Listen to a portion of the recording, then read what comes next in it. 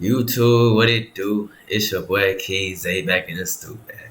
I know y'all Pete. I ain't coming here as hype as I usually do, man. Today we got a very sad, tragic type of situation, man.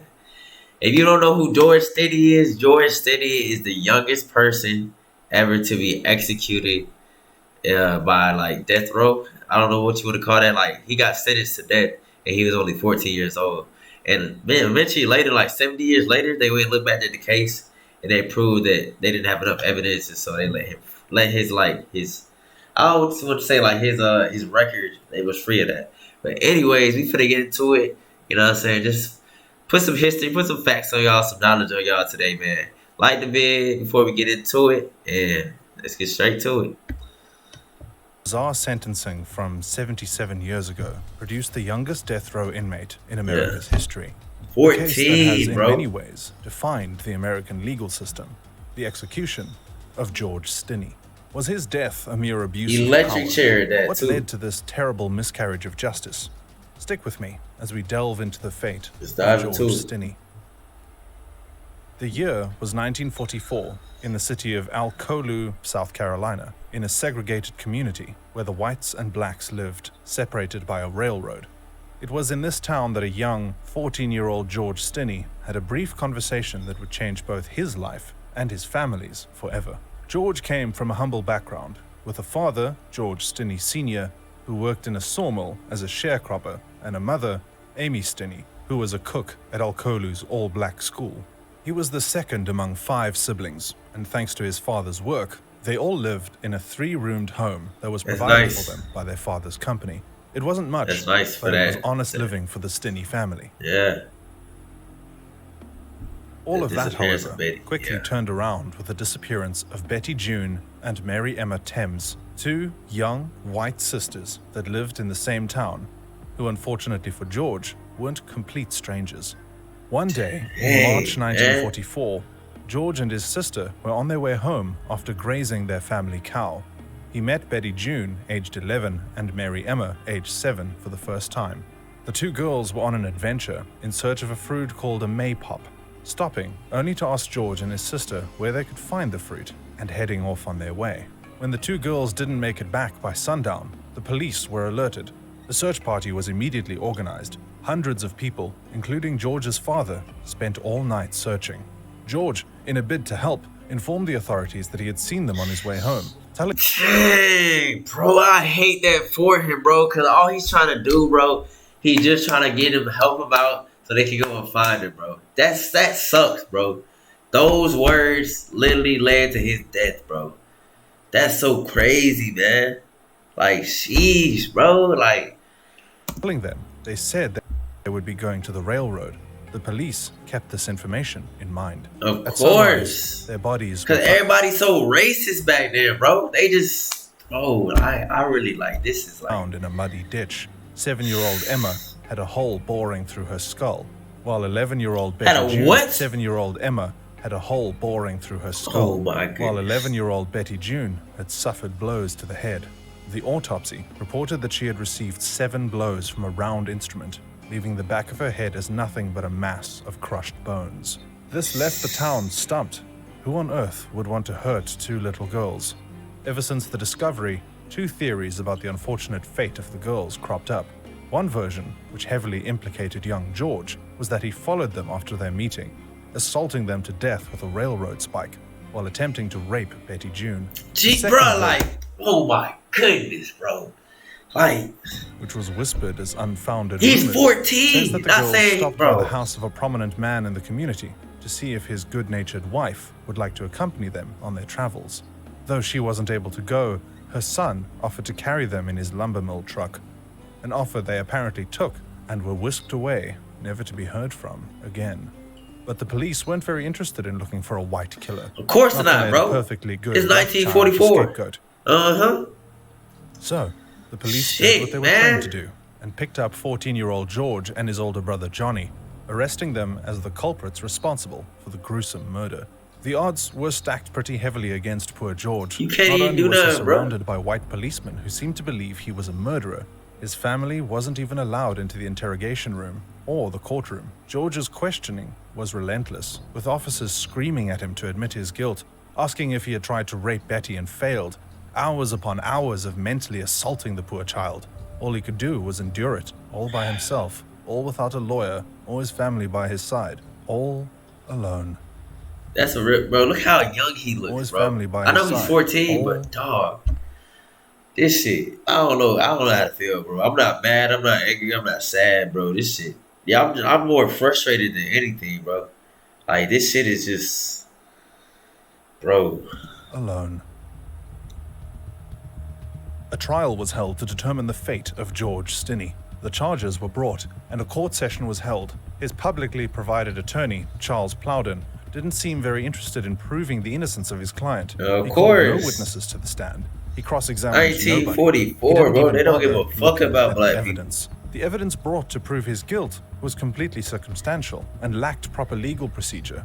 All they had against George was that he talked to the girls on the same day they died, and the presiding officer of the case, Officer H.S. Newman, along with the members of the interrogation team, said he confessed.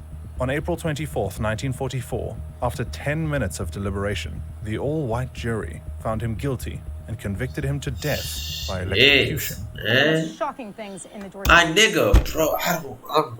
Bro. I'm sorry for pausing, bro, but bro, electrocuting a 14-year-old, bro.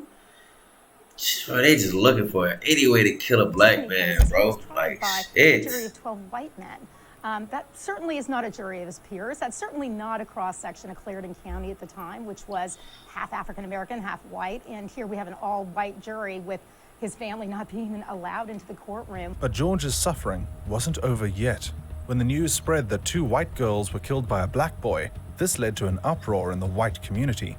A clamor arose to lynch both the boy and his entire family. Bruh. In response to this, George was held in a secret location, so even during the last days of his life, his family couldn't visit him. They didn't even know where he was. As George's execution day approached after that sham of a trial, things on the outside were changing for the worse. Wanting to have no relations with a convicted murderer, companies did what they're good at and cut their losses. They fired George Stinney Sr., taking away his family's home Look, and their bro. livelihood, tossing them out into a world where people wanted to murder them on the street. Young George's execution was not without protest, though. Ministerial unions of all races petitioned on his behalf. Their arguments ranged from the ethics of killing a child to the Christian morality and justice of the trial and conviction. There were letters and telegrams sent to the governor's office, petitioning for clemency, but all those were to no avail. Protests were mounted, warning the governor Olin Johnson of rising racial tensions, but it was too late. Too many bloodthirsty people wanted their pound of flesh. It's speculated that George's father and mother were allowed to see him one more time before his execution. Whether that's bitter or sweet, you decide. But what is certain is that his minister was allowed to see him and grant him his last rites as a death row inmate. On June 16, 1944, George was marched to the electric chair, weighing in at around 95 pounds and 5 feet 1 inch tall. Bro. And they go to electrocute. This is literally a little boy, bro. A little boy, 95 pounds, 5'1". He was dressed in a striped jumpsuit and led to the chair, accompanied by the minister and his trusted Bible cradled to his chest. Being a child about to be strapped in a chair designed for adults, he was so small that the officials had difficulty setting the electrodes around his limbs. They took the Bible from George and used it as a booster for his seat. His father was allowed to approach the chair and say his farewells. Then an officer asked George if he had any final words. He simply shook his head. No. They pulled a strap and put it over his mouth. Then they strapped his hands and legs. George began to cry futile tears as the executioners prepared him for his death. They placed an ill-fitted adult mask over his tear-stained face. The signal was given, and 2,400 volts were sent through his body.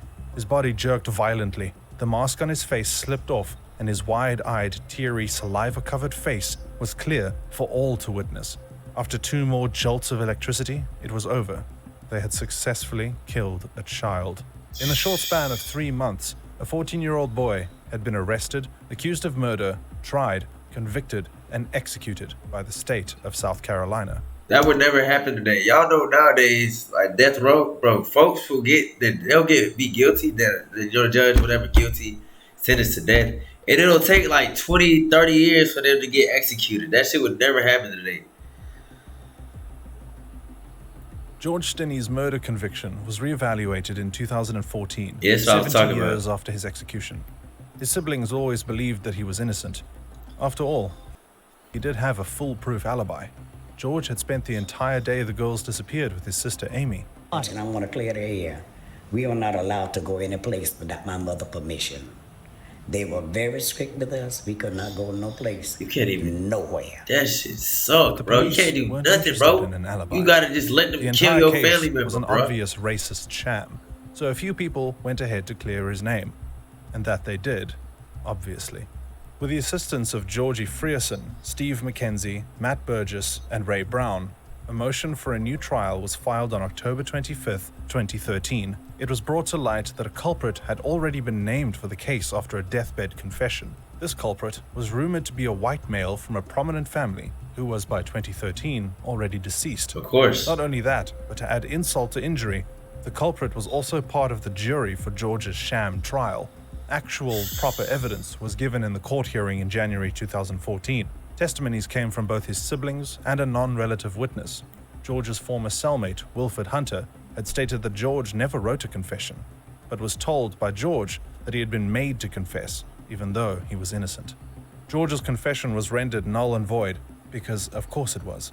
After all, this so-called evidence was an unrecorded, unsigned confession by a 14-year-old boy who was deprived of legal counsel and parental guidance. Judge Cullen Mullen, in December 2014, vacated George's conviction on the grounds that he did not receive a fair trial and his Sixth Amendment right was violated. She ruled that in line with the constitutional ban on cruel and unusual punishment, the execution of a 14-year-old boy in less than 90 days constituted cruel and unusual punishment. George's siblings were understandably overjoyed to be able to live and witness their brother's name being exonerated after 70 years. But this Shit. still comes as cold comfort for the grave Man, that injustice shit ain't they bringing suffered. George back though. As That George's shit. brother Charles puts it, He already paid for his life and nothing but. Even Yeah, but that don't mean shit, bro. What the fuck, bro? Just to bring a case and I mean, I know it's not on his record to just prove that he's innocent, but bro, that don't mean shit, bro. That little nigga was 14, bro. they take it off, it will still not bring him back. and that was the fate of George Stinney. 14 He years of lived a life, short bro. life, was accused of a crime he never committed, and died surrounded by strangers, only for his name to finally be exonerated after 70 years. Jeez, man. Bro, man. Bro, shit. I don't know whether I want to fucking cry, be pissed off, bro. But I ain't gonna let this shit get me down, bro. I just want to bring this shit to light to y'all, bro. Like, this some real shit, bro. Like, this actually happened, bro. Like, this how to, like, bro, like, I'm just gonna spend some knowledge, bro. Like, bro, like, we're really, as a black man myself, bro, I am blessed to have been born in this time, bro. Like, I could not imagine having be going through all that racist ass shit back then in the 40s, 50s, and all that, bro. Like, bro, but literally, bro, you're guilty by your skin color, bro. And that shit was, bro, that shit was crazy, bro. But you never know, like, bro, like how shit would have went back then, bro. I'm just blessed to have been born in this generation, bro. But anyways, man, comment down below what y'all think it is, bro. This entire situation. If you like the video, man, give me a thumbs up. And, you know, more bangers on the way, man. RP George Stinney, man. Gone too soon, man. It's your boy King Zay signing out. Peace.